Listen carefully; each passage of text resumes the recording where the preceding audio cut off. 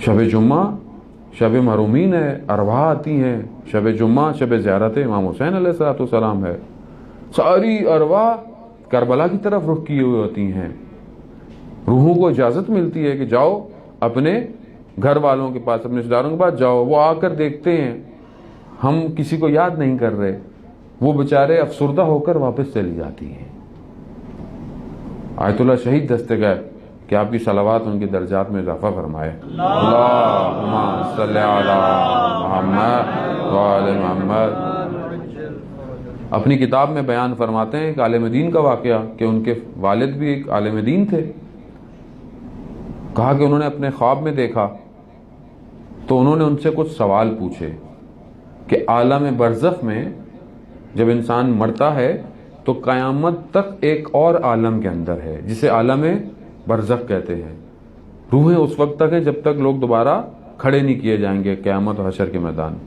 تو فرمایا کہ عالم برزخ میں بابا عذاب کیسا ہے، وہاں عذاب کی کس طرح کیفیت ہے.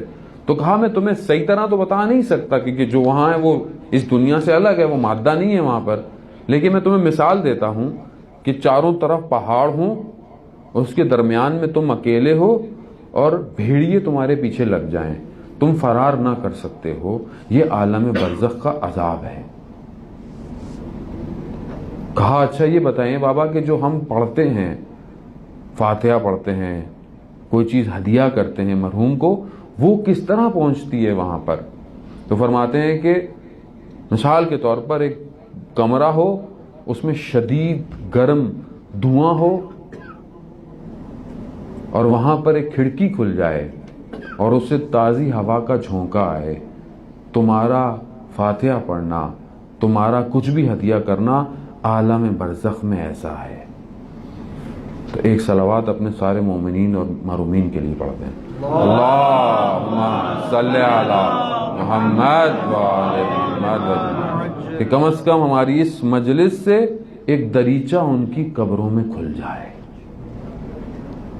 پھر انہوں نے کہا کہ بابا جان آپ کے ہونٹوں پر کچھ زخم ہیں، یہ کیا ہے؟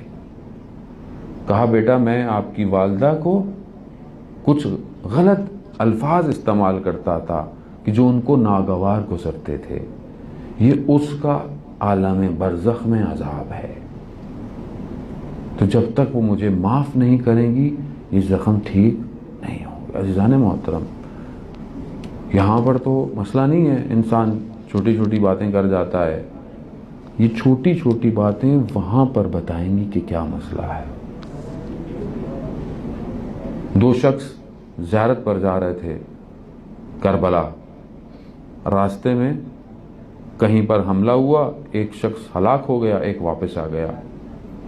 دوسرا جو ہلاک ہو گیا وہ اپنے دوست کے خواب میں آیا، کیونکہ زیارت کی نیت سے جا رہے تھے، اچھی نیت سے تھی، تو دیکھا کہ وہ ایک سرسبز میدان میں، ایک اچھے باغ میں ہے.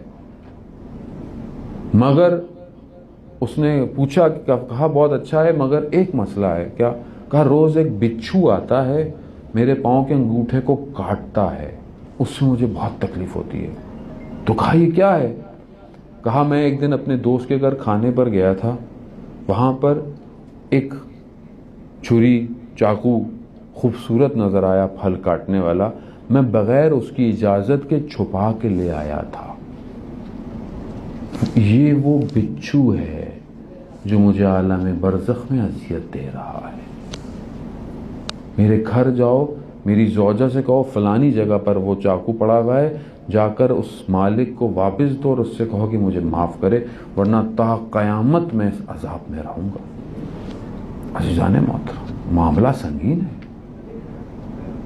قبر کے اندر کا حال مردہ جانتا اور کوئی نہیں جانتا. یہ تو روایات اور حدیث اور یہ علماء اگر ہمیں نہ بتائیں تو ہم تو اپنی زندگی میں غافل ہیں.